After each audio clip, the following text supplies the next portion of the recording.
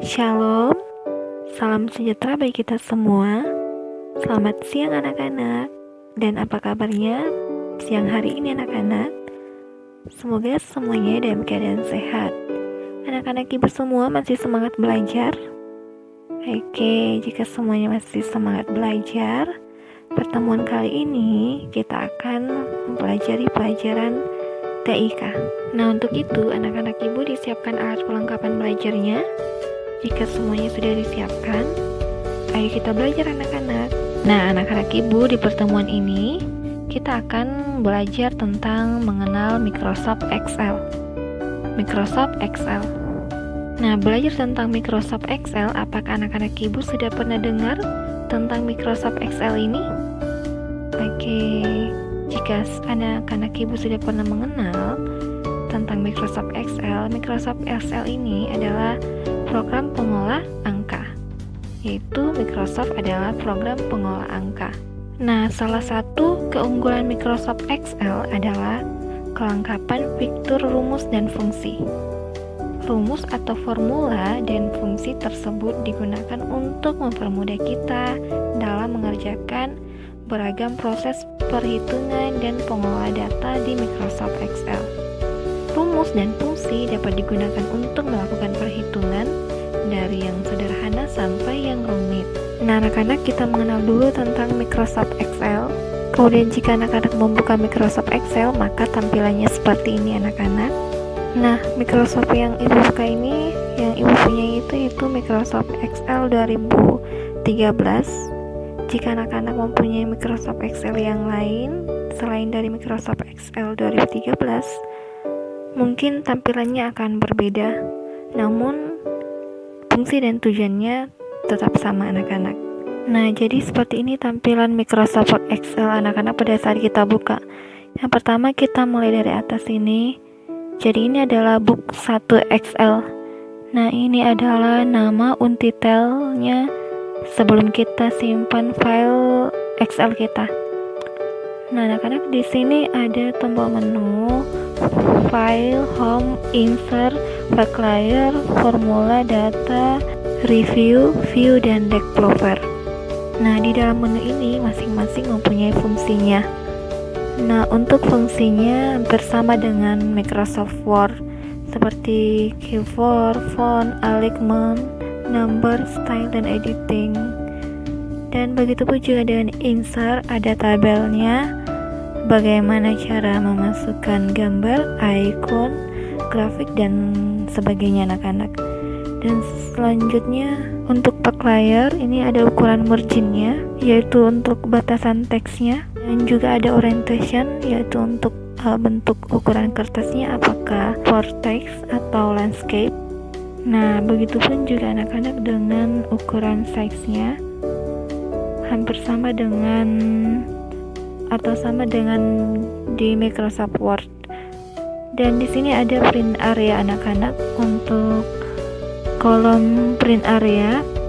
Nah, di sini fungsinya untuk nge-print data atau area mana yang kita print dalam area Microsoft Excel. Nah, anak-anak, begitupun juga dari masing-masing setiap menu itu ada fungsinya.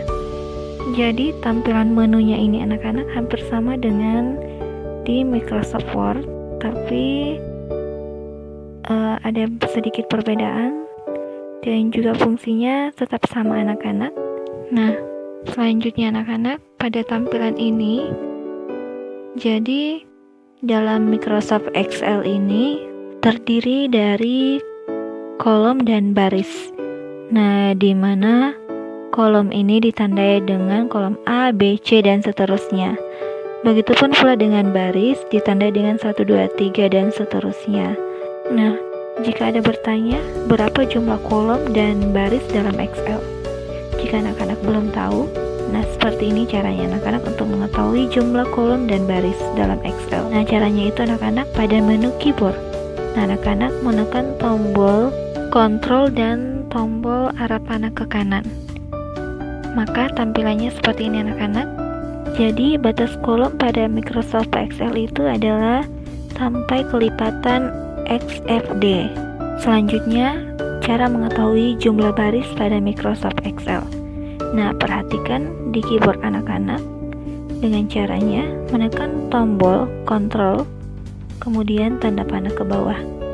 Maka akan tampil seperti ini anak-anak, dan jumlah baris pada Microsoft Excel adalah 1 juta sekian.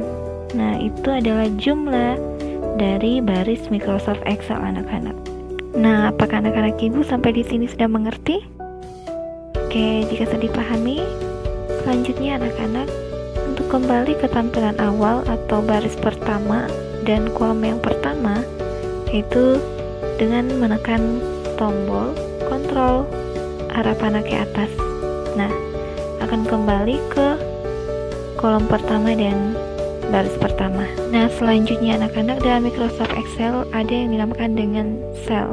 Nah, sel adalah pertemuan kolom dan baris. Jadi dimanapun kita meletakkan, itu merupakan selnya. Jadi, sel adalah pertemuan antara kolom dan baris. Nah, contohnya jika ibu tekan di sini berarti halaman selnya adalah F7. Kemudian kalau di sini adalah D10. Jadi, meskipun anak-anak tidak melihat dari sini, kalau kita klik di sini, kita sudah tahu berarti ini I10. Nah, seperti itu anak-anak ibu. Selanjutnya juga anak-anak dalam Excel ada juga yang dinamakan dengan sel relatif dan juga sel absolut. Sel relatif adalah sifatnya yang berubah-ubah atau datanya berubah-ubah. Sedangkan sel absolut yaitu datanya tidak berubah-ubah. Nah, sampai di sini sudah dipahami anak-anak? Oke, jika sudah dipahami, selanjutnya di sini ada yang dinamakan sheet.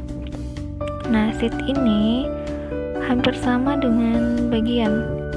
Jadi ada sheet 1, sheet 2, sheet 3 dan seterusnya. Jadi sheet ini merupakan bagian-bagian dalam Microsoft Excel. Kenapa? Karena dalam Microsoft Excel itu karena berbentuk kolom dan baris anak-anak, maka dibuatnya seperti ini. Jadi dalam satu sheet ini dapat kita buat beberapa halaman. Dapat kita lihat, cek di sini bagian bawah di sini box layer. Nah, ini berbentuk seperti kertas anak-anak. Nah, coba. Nah, jika ditarik ke bawah maka seperti ini anak-anak. Jadi ini tampilan normal seperti ini, dan ini tampilan layarnya seperti ini, bertampilan seperti kertas. Jadi di dalam sheet 1 ini ada beberapa halaman ya anak-anak. Selanjutnya dalam Excel ada namanya operator aritmatika. Jadi operator aritmatika adalah fungsi penjumlahan atau fungsi matematika dasar jika kita menggunakan penjumlahan seperti penjumlahan, perkalian, pembagian, dan pengurangan, dan juga pangkat anak-anak. Nah, sampai di sini pelajaran kita. Apakah sudah dipahami anak-anak? Jika anak-anak semua sudah memahami pelajarannya, dan silakan dikerjakan tugasnya anak-anak. Dan ini untuk tugas anak-anak. Untuk pengumpulan tugasnya di Classroom langsung dikirim di sini ya anak-anak. Oke, semoga anak-anak semua dapat mengerjakan tugasnya dengan benar. Nah, jika ada kata-kata ibu yang kurang jelas, ibu minta maaf. Ibu ucapkan terima kasih. Tetap semangat dan giat belajarnya anak-anak. Tetap menjaga kesehatan. Sampai jumpa di pertemuan selanjutnya. Dan anak-anak, Tuhan Yesus memberkati. Shalom.